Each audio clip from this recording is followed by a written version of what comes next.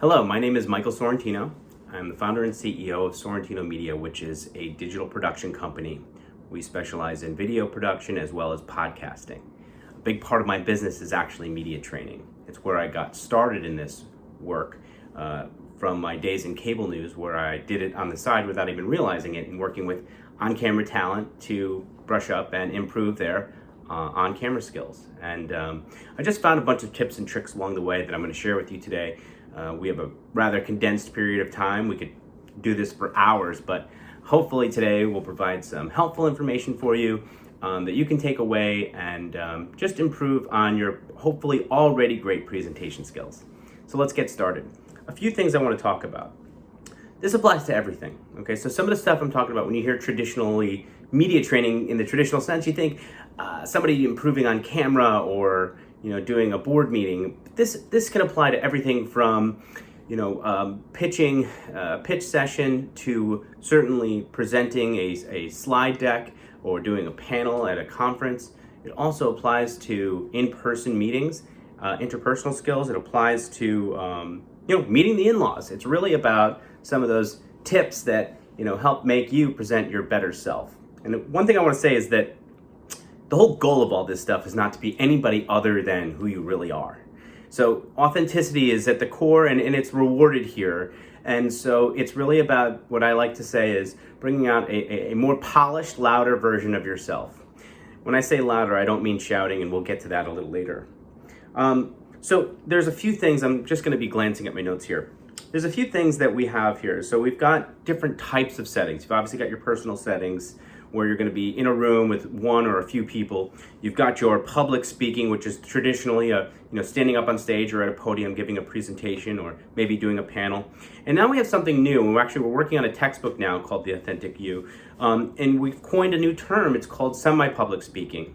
And it doesn't sound too crazy, but basically what that is that you now have this unique ability to interact with some or all of your audience. So maybe this is a webinar where I'm talking to a bunch of people. Well, sometimes webinars also have two-way communication, so we open up for Q&A, not unlike a panel would be in a room or a moderated Q&A on the floor. But here now you can actually see up close and personal your speakers, and you could cycle through them as you're speaking. And so there's so many different ways for us to communicate, especially now because of COVID with digital.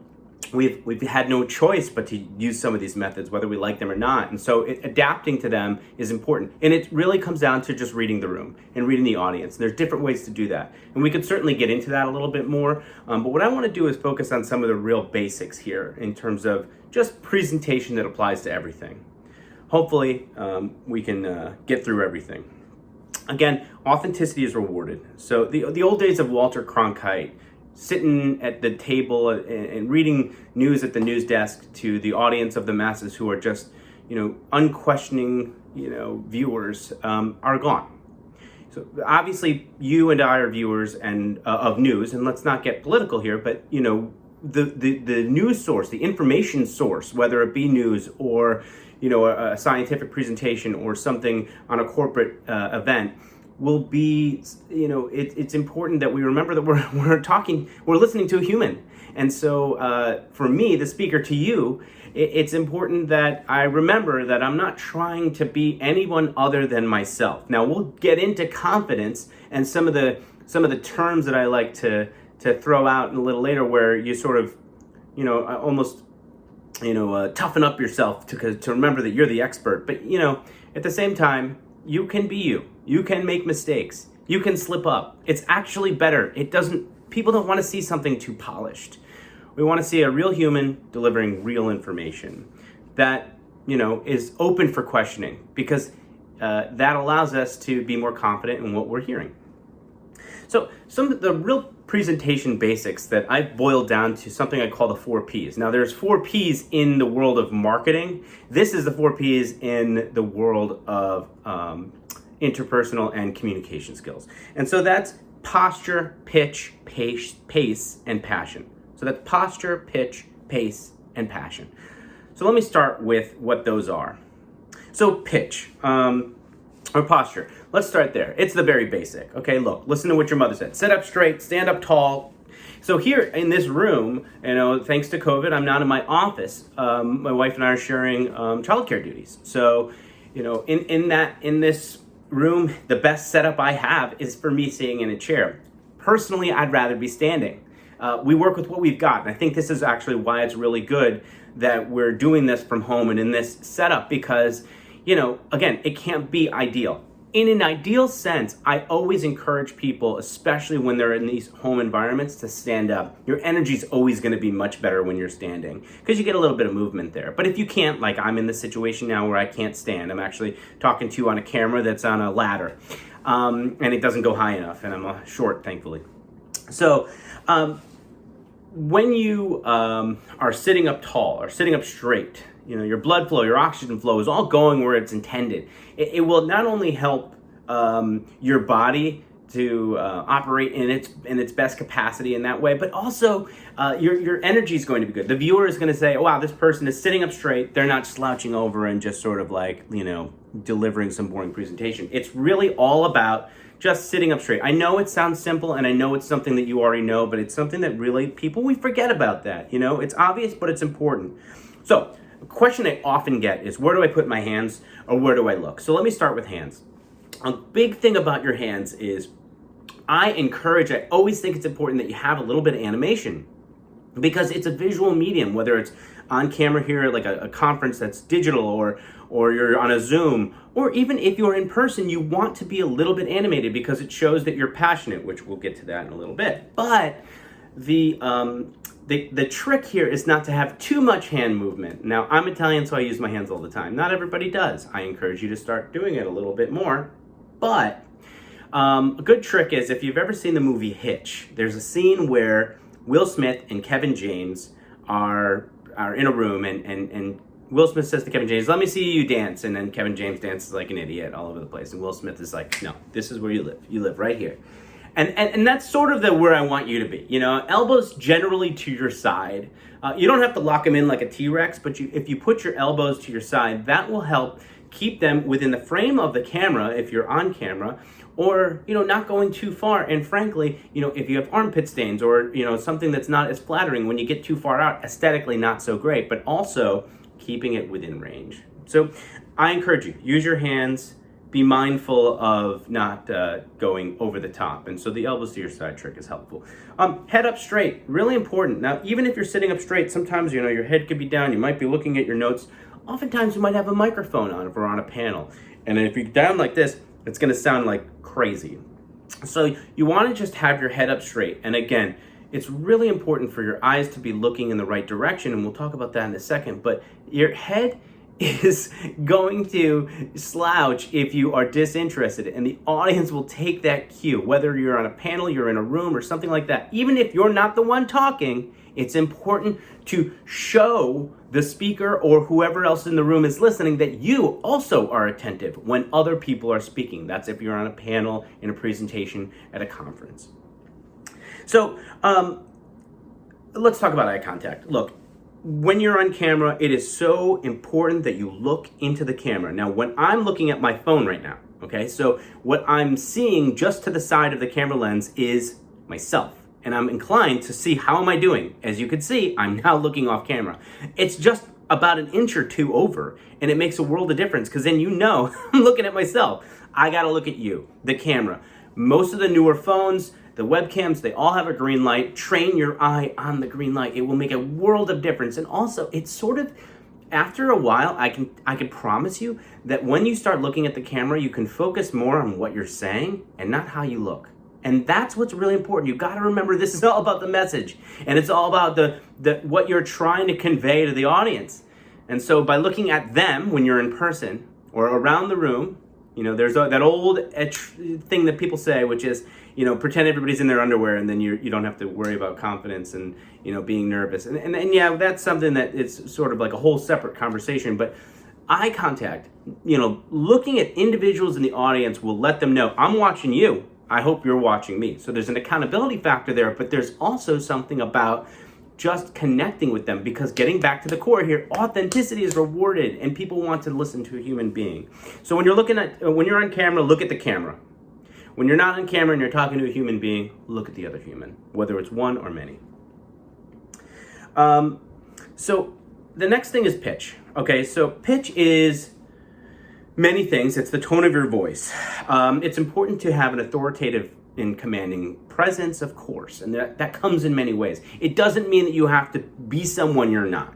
Now, for me, when I'm nervous or when I'm on, I tend to channel my nerves into my gut, and my voice the tone is lowered just a little bit. When I'm in person, I'm a lot more nasally than I even am now, and when I'm not like on. But when I'm delivering, I really try to be animated, to be a little quicker than normal, and to lower my voice a little bit. That pitch is really important because it says to you, I'm really into what I'm talking about, which is passion, and we'll talk about that as the last most important thing, I think.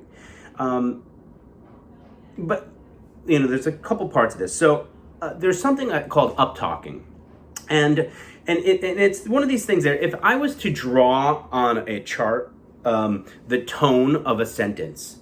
So right now, I'm going to just draw the tone. So, hello, this is me giving you an important sentence. Now, if I'm up-talking, now, every once in a while, we need to make sure we're not up-talking. You see how my pitch goes up? And what that is in our head, we're trying to sort of break down a barrier with the audience and make ourselves seem less intimidated.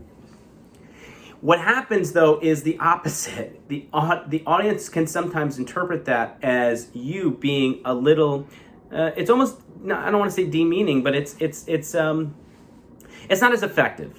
And so I think it's really important that you remember to end each sentence with a period or an exclamation point and never a question mark, okay? Again, we can dive really deep into this. I'm trying to keep us on time, so hopefully, I'm getting through here and this is valuable.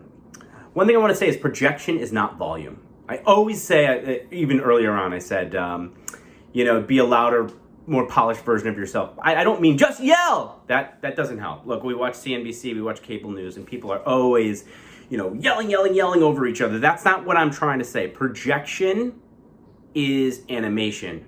It is the passion of your delivery. So I can be quiet, but I can also use my face and all of the other nonverbal things that I have at my disposal to be projecting in the message that I'm trying to convey you. So, again, I channel a lot of my stuff to my gut. I encourage you to try to do that. Just lower your voice a little bit, sit up straight, and smile. Okay, really important, big smiles. It will let the audience know that you are happy and you want them to be happy. A smile, makes other folks smile. Okay, pace. So this one's pretty simple. We generally need to slow it down a bit. I've been talking fast. I'm trying to squeeze a lot into a short amount of time. And pace is, when we're rushed, our nerves can get in the way of what our delivery is. Think about this. Think about when we're about to record something, we're about to go into a web conference, when we're about to go into a meeting, something like that. We have nerves, and by just the way our body works with nerves, we will take shorter breaths before we even walk into that room. And when we take shorter breaths, we're getting less oxygen into our lungs and then our bloodstream and ultimately our brain. So we're not firing on all cylinders. So as simple as this sounds, one of the most important things we could do to not only keep our pace nice and even is to also, and this also helps with filler words, ums, ahs, likes, and so's, is to just take a couple of deep breaths before you go into a conference, a meeting, a recording, something like that. And why is that? Because we're getting the oxygen into our lungs, bloodstream, and brain. And it just allows us to kind of slow down and take a beat. It's important to do this not only at the beginning, but also during. As you noticed, I was talking much faster before. I'm probably going to pick up my pace again. Okay, nobody's perfect. It's fine. But somebody once said to me, you can sail from Los Angeles to Hawaii. You can't sail from New York to Hawaii. LA to Hawaii. And you could just be 2 degrees off, of course. And you're going to end up in the middle of the ocean. So it's important to constantly check your bearings. And I find that so relatable in so many ways, especially when it comes to this kind of thing, to check in with yourself. And by that I mean, find the key areas, and I always do this with our clients, is find 2 or 3 key areas that they need development, or whether it's energy, passion, pitch, whatever it is, if it's one of the 4 Ps or something specific. And then when the, let's say, moderator is asking the question of the panel, or the moderator of a webinar is talking to, taking questions from the audience, or the host of a TV show is coming out of commercial break or asking a question to someone else or setting up the next question. Or if you're presenting and you're sort of in between sections, you're giving yourself these fraction of a second moments to check in with yourself. And by that I mean just go through one of these key items. And for me, it's pace. So I remember halfway through, Mike, take a deep breath. You're going too fast. They need to absorb the information. So, again, when you're talking too fast, your mouth is working faster than your brain. So when you take a few deep breaths, you're slowing your pace down. When your pace is slowed down a little bit, you're allowing yourself to process the information so that you can be much more effective, because you are much more of an effective speaker when you're not reading or going off a ton of notes. I've got bullet points here. When you can adapt, and when you slow down, you're giving your brain the room to process all the information so that you can adapt. You can read the room, you can read the audience. I could talk forever on that. I want to get to a couple more things. I have so many others that we probably wouldn't even get to today, but hopefully this is helpful. The final thing is passion. Now look, a lot of this comes to the core of everything, which is confidence, okay?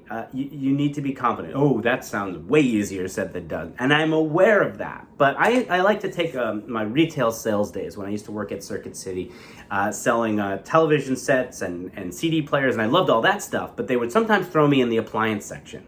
And when I was in the appliance section, I realized that the commission was higher than it was on the CD players.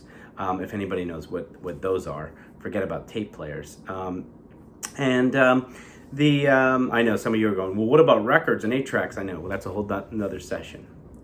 So when the commission was higher, I realized that if I just stood in front of those refrigerators and I sold them like I really cared about it, the person on the other side would receive the message so much more clearly, because they were like, this guy loves this fridge, And so that applies to this. As you can see with my delivery, I'm trying to be passionate. I'm trying to go over the top. You need to exhaust all of your energy when you're on, because that is how you're going to get people to people will not listen or read unless you make them feel like it's so important. And when you care about something, which you definitely should care about what you're talking about, or at least muster up that strength to do so, your message is going to be conveyed much better. Passion is so important, and confidence is the core. And so I'm working on this textbook, and we've coined a term that we're trying to figure it out. First, I started off with the temporary narcissist, which I don't think is very effective. Now I'm on to maybe the brief braggart. And here's what I mean by that. I mean, for the period of time that you're on camera, you're in presentation mode, or you're sitting at the table with your in-laws, meeting them for the first time, you are, well, maybe not, you need to be a little bit more humble there. Less humble when you are on and you're presenting. You need to be the expert, the end-all, be-all expert on there. You've been invited to talk about the subject. Now own it. You can be wrong. You can admit your mistakes. You can make slips. It's okay. But you need to remember that and be confident in the fact that you've studied this information, you've done the work. Now look, imposter syndrome is a big part of a lot of this, and unfortunately, we don't have time to get into how to overcome that, but you're not alone, okay? In the back of my brain right now, something in my brain is going, Mike, you're not good enough, they don't care. There's so many other people at this conference that have much more to say than you do, and you don't belong here. Of course, that exists in every single person. You need to learn how to shut that off for 20 minutes, for 5 minutes, however long it is, and just enjoy it. And that's what I'm doing now. Now, we are coming close to time. So I'm going to give 10 seconds here to just kind of conclude with, a few thoughts. It's important for you to be authentically yourself. all of these tips are just basics, and they're mostly common sense. I know a lot of people kind of walk away and go, these are things that I already should know, and I do know, and you do, but you need to hear them sometimes.